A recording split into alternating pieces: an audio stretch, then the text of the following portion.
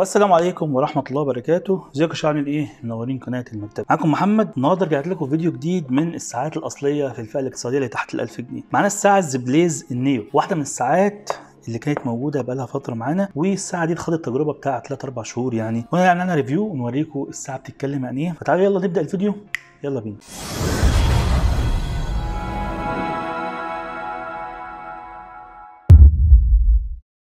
طيب لو انت اول مره تتفرج علينا، فاحنا بنقسم الفيديوهات عندنا لاربع اجزاء. الجزء الاول بيكون الخاص بالانبوكسنج، محتويات العلبه. الجزء الثاني بيكون الخاص بالمواصفات التقنيه والامكانيات بتاعه الساعه، وكمان بنتكلم عن السوفت وير الداخلي وشكل الساعه من جوه. والجزء الثالث بيكون الجزء الخاص بالبرنامج وربط الساعه بالموبايل. واخر جزء بيكون الخلاصه والبهاريز بتاعه الفيديو وراينا العام في الساعه. يلا نبدا الجزء الاول نتكلم عن الانبوكسنج. زي ما احنا شايفين ده اللون المعتاد وشكل العلبه المعتاد للزبليز. كل الساعات الزبليز بتكون العلبه بالشكل الاسود، مكتوب هنا الزبليز وده شكل الساعه وده الموديل. التفاصيل الخارجيه مكتوب هنا ده اللون بتاع الساعه، اللون الفضي، وده الكيو ار بتاع الموقع. عندنا كمان اللي موجود في الساعه والاستراب والشاحن واليوزر مانوال. بتشتغل على اندرويد من اول 4.4 والاي او اس من اول 8.0، وهنا عنوان الشركه في الصين. اي تفاصيل خارجيه ثانيه مفيش غير ان هي زبليز سمارت فيتنس، زبليز سمارت فيتنس. نفتح العلبه سوا. طبعا العلبه بتكون متبرشمه بشكل كامل، كل الساعات الاصليه بتبقى بالشكل ده ما عدا حاجات بسيطه قليله. ده شكل العلبه من جوه. الساعه محطوطه في باكت بلاستيك بيحمي الساعه بشكل كويس جدا. ده البوكس الخاص بالشحن والاستراب. نفتح البوكس ده سوا. ادي شكل الاستراب بتاع الساعه، استراب الجملي، وادي كابل الشاحن الخاص بيها 2 ماجنتيك المعتاد. وعندنا بعد كده هنا ادي الساعه بالشكل اللي احنا شايفينه ده. واخر حاجه عندنا اليوزر مانوال اللي فيه تفاصيل بشكل كويس جدا عن الساعه وازاي تتعامل مع الساعه بشكل كامل. زي ما احنا شايفين من بعض ادي محتويات العلبه اللي معانا، محتويات علبه الساعه زبليز نيو اللي معانا. هنخش على الجزء الثاني، يلا نتكلم عن المواصفات التقنيه والسوفت وير، فيلا بينا.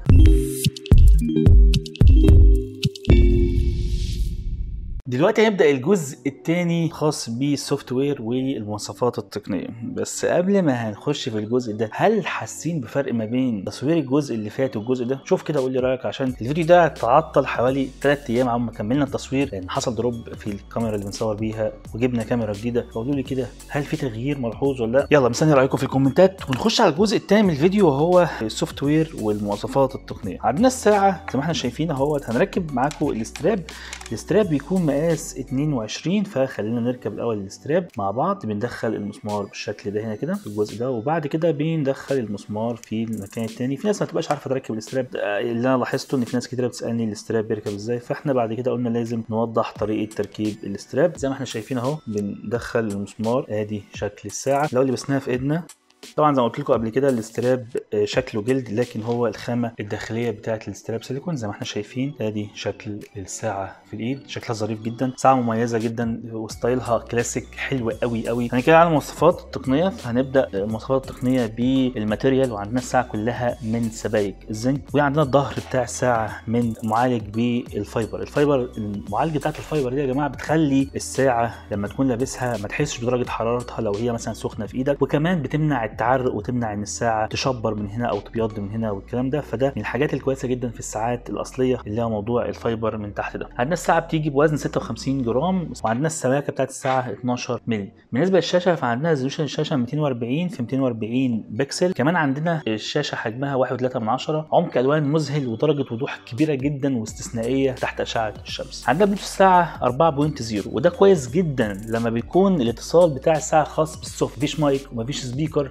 مفيش اتصال مستمر. لكن لما يكون اتصال خاص بالسوفت 4.0 ده اللي احنا عرفناه مع الوقت ومع التجربه. ال 4.0 في الاتصال السوفت بيكون كويس جدا جدا في الساعات السمارت ووتش. بطاريه الساعه من 5 ايام لحد 7 ايام استخدام، من 5 ايام استخدام لحد 7 ايام. واخر حاجه عندنا حجم البطاريه 180 ملي امبير. الساعه بتتشحن في ساعتين. ساعه مقاومه للماء بمعيار اي بي 67، يعني بلد البسيط، العرق، المطر، الحاجات البسيطه دي. اخر حاجه عندنا في السوفت وير البرنامج، وبرنامج اسمه اتش باند، وده هنتكلم عنه في الجزء الخاص بالبرنامج بالتفاصيل. نخش بقى على مواصفات الساعه. وعندنا اول حاجه ده زرار الباور. لما بنضغط ضغطه طويله كده بنقدر نفتحها، ولما بنضغط ضغطه طويله بنقدر نقفلها. عندنا الساعه زي ما احنا شايفين شكل الساعه بالظبط. عندنا هنا الاطار دوت بيدي شكل حلو جدا، في هنا التايم، ارقام دي، وكمان عندنا في اطار داخلي جوه الشاشه، بيدي برده شكل حلو جدا للساعه. الماتيريال زي ما احنا قلنا كلها زي ما احنا شايفين دي شكل البادي وشكل الساعه، طبعا مواصفات مذهله وماتيريال وبادي قوي جدا جدا برده في الساعات الاصليه في الفئه الاقتصاديه اللي تحت ال1000. طيب اول حاجه عندنا الخلفيات، والخلفيات بتغير بمنتهى السهوله جدا، مجرد ان احنا نطلع فوق بالشكل ده كده احنا بنغير خلفيات الساعه. عندنا في الساعه حوالي 1 2 3 4 5 6 خلفيات موجودين جوه الساعه نفسها. ضغطه طويله كده بالشكل ده بنعمل ايه؟ ما بتعملش اي حاجه، الاوبشن ده مش متوفر في الساعات. لا بنخش ناحيه الشمال، اول حاجه عندنا الستيب، الخطوات اللي احنا مشيناها، لما بنخش عليها بنعرف مجموعه من الحاجات، الخطوات، كالوري، ومشينا مسافه قد ايه. بعد كده عندنا السليب مونيتور ونمنا كام ساعه وكام ساعه نوم عميق وكام ساعه نوم خفيف وهكذا. بعد كده عندنا هنا المور او الاوبشنز الاضافيه اللي في الساعه. اول حاجه منهم السبورت او الوضع الرياضي. الوضع الرياضي موجود فيه وضع رياضي بيجيب لك فيه انت مشيت كام خطوه، حرقت كام سعر حراري، نبض القلب كان عامل ازاي، ولما تطلع هنا تقدر انت تعمل لوك للشاشه ما تخرجش او تعمل اي حاجه، وعشان تخرج لازم نضغط ضغطه طويله بالشكل ده عشان الساعه ما تقفلش الوضع الرياضي اللي انت فاتحه، او ان انت بتعمل اند او انت بتعمل بوز للوضع الرياضي. كده خرجنا من الوضع الرياضي. بعد كده عندنا هنا الفايند فون، ده هنشوفه لما بنكون موصلين الساعه ببرنامج بتلاقي بحث عن الموبايل. بعد كده عندنا الهارت ريت وقياس نبض القلب. قياس نبض القلب طبعا واعتقد بنسبه كبيره بيكون اكيوريت في الساعات الاصليه، وده هنشوفه دلوقتي لما نعمل الاختبار ما بينها وما بين الاكسوميتر.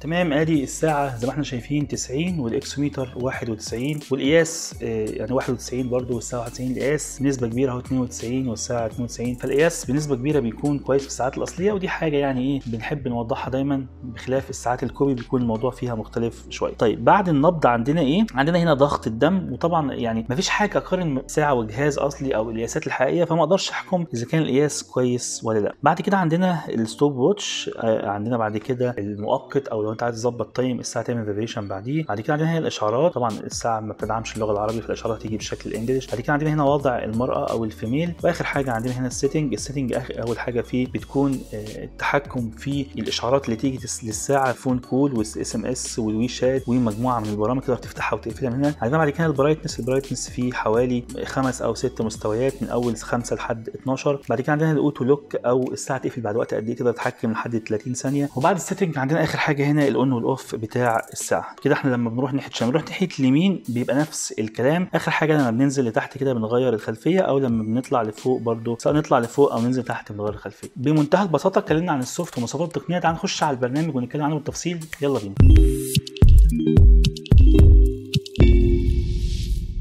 هنتكلم عن الجزء الثالث من الفيديو، هو ربط الساعه بالموبايل او ربط الساعه بالبرنامج الخاص بيها. طبعا الساعه بتشتغل على برنامج زي ما احنا قلنا قبل كده، هو الاتش باند زي ما احنا شايفين في الشاشه كده. البرنامج ده كنا اتكلمنا عنه في ساعات قبل كده، منهم الزبليز برده الفيب 6 كان برده بتشتغل على نفس البرنامج. معانا النهارده الساعه الزبليز نيو 1 بتشتغل على الاتش باند. الاتش باند برنامج حلو جدا في الاتصال، ما بيفصلش في الكونكشن، الاستقرار بتاع الاتصال بتاعه كويس جدا. يعيبوا شويه حاجات هنقولها دلوقتي بالتفصيل. نخش على البرنامج بالشكل ده. البرنامج موجود على الاب ستور او على الجوجل ستور. طريقه تحميله سهله، هيقابلك شويه مشاكل في فتح البرنامج اول مره، تقدر تفتح عن طريق ان انت تسجل بياناتك او ان انت تفتح من غير تسجيل بس توافق على شروط التسجيل. تمام، فتحنا البرنامج بالشكل ده زي ما احنا شايفين. بنخش على الجزء اللي اسمه الخاص بيه، نخش عليه وبعد كده بنعمل اتصال. هتلاقي الساعه ظهرت على طول في الكونكشن، تقوم رابط الساعه. اللي بيستفادوا اول حاجه بتلاقي الساعه التايم بتاعها ظبط مع الموبايل، وبعد كده هتلاقي ظاهر لك هنا البطاريه فيها قد ايه. بعد كده عندنا هنا الاشعار، تقدر انت تفتح الاشعار اللي انت عايزه وتقفل اللي انت مش عايزه. موجود مجموعه كبيره من البرامج، وموجود انت تفتح الاوبشن الخاص باي برنامج بيجي لك منه اشعار، فبيجي لك اشعار. طبعا الاشعار زي ما احنا قلنا بيظهر باللغه الانجليش بس مفيش اللغه العربي للاسف، وهوريكم دلوقتي شكل الاشعار عامل ازاي.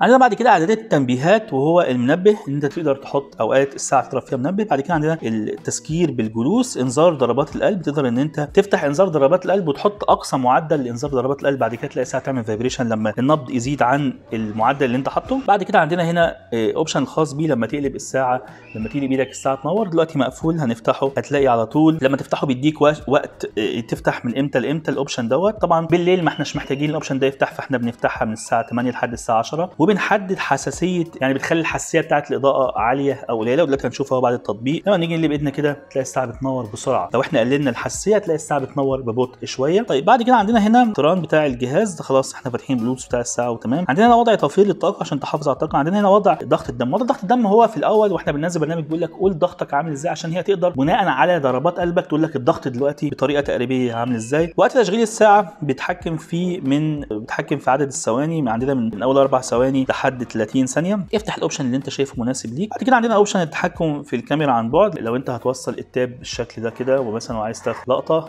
تقدر انت تهز ايدك كده تاب يلقط الصوره على طول اهو. لو انت عايز تعمل كلمه مرور لما حد يجي يوصل الساعه باي موبايل يبقى في كلمه مرور خاصه بيك، هي الكلمه المعتاده للاربع اصفار. لو انت عايز تغيرها ممكن تغيرها من خلال الاوبشن الخاص باعداد تعيين كلمه مرور للساعه، لكن مش تعيين مرور لما تفتح الساعه، ده تعيين كلمه مرور لما تيجي تربط الساعه اول مره. طيب بخلاف كده عندنا ايه في البرنامج؟ عندنا لو احنا عايزين نعمل تراكنج ونفتح الجي بي اس ده نقدر نعمله من خلال البرنامج. وكمان عندنا هنا بقى الداتا بتاعتك بتاعت طول اليوم، النبض والضغط والدم ومعدل النوم والرياضه وهكذا، الحاجات دي كلها بتروح للساعه. بالمختصر كده ده الجزء الثالث الخاص بالبرنامج وطريقه ربط الساعه بالموبايل. موضوع بسيط. نخش على الجزء الاخير في الفيديو وهو الخلاصه. الساعه زبليز نيو 1 واحده من الساعات الكويسه جدا اللي بقى لها فتره كبيره موجوده في السوق وبقى لها فتره تحت تجربه. ساعه محترمه جدا في البطاريه والشاشه والكواليتي والماتيريال والشكل، ودول اهم حاجه في الساعه كساعه. طيب ايه العيوب اللي من وجهه نظري في الساعه الزبليز؟ اول عيب من وجهه نظري في الساعه وهي انها لا تدعم اللغه العربيه، وده عيب بالنسبه للناس، عيب خطير جدا. لكن لو انت عايز ساعه بكواليتي محترمه تقدر تتنازل او تقدم تنازلات عشان خاطر تاخد الكواليتي المحترمه. تاني عيب من وجهه نظري في الساعه وهي ان هي للاسف الشديد ما تقدرش تغير خلفياتها لحد دلوقتي، الخلفيات بس اللي عليها. فدول عيبين من وجهه نظري في الساعه. في ناس ما تقدرش تشتري الساعه عشانهم، لكن بخلاف كده انت عندك كواليتي محترم جدا وماتيريال محترم جدا، قياسات كويسه جدا مقارنه بالهونر باند. يعني بص 88 88 88 يعني القياسات في الساعه كويسه جدا وممتازه جدا مقارنه بالاكسوميتر او الباند الهونر او حتى في الخطوات فانت عندك يبقى ساعه في القياسات كويسه جدا، وفي اعتمادك عليها في الجري او الخطوات او اي نشاط رياضي هتبقى اعتمادك عليها بنسبه 98% كويس. في من الاوبشنات الحلوه جدا في الساعه ان هي برضه بتعمل انذار لما نبض القلب يزيد عن المعدل المسموح، وبتعمل انذار لما الكونكشن يفصل. الحاجتين دول كويسين برضه، الناس بتدور عليهم وبتسال عنهم في الساعات. بكده ان شاء الله يكون خلصنا ريفيو خاص بالساعه الزبليز نيو. اتمنى ما اكونش طولت عليكم، اتمنى يكون الفيديو وضح لك كل حاجه خاصه بالساعه. طبعا ما تنساش تعمل سبسكرايب للقناه، ولو الفيديو عجبك تدينا اللايك الجميل. في جيف اواي حلوه جدا عاملينها لما نوصل ل 20000 سبسكرايب، هيكون فيهم هدايا حلوه جدا، الحاجات اللي احنا بنعمل لها ريفيو. لو انت عايز تشارك في الجيف اواي هتلاقي اللينك بتاع جيف اواي موجود في الديسكربشن. خش شوف الدنيا وشوف تفاصيل الجيف اواي عشان تكون واحد من 10 محظوظين هيكسبوا منتج من المنتجات اللي احنا بنعمل لها ريفيو. في النهايه كان معاكم محمد، في امان الله والسلام عليكم ورحمه الله وبركاته.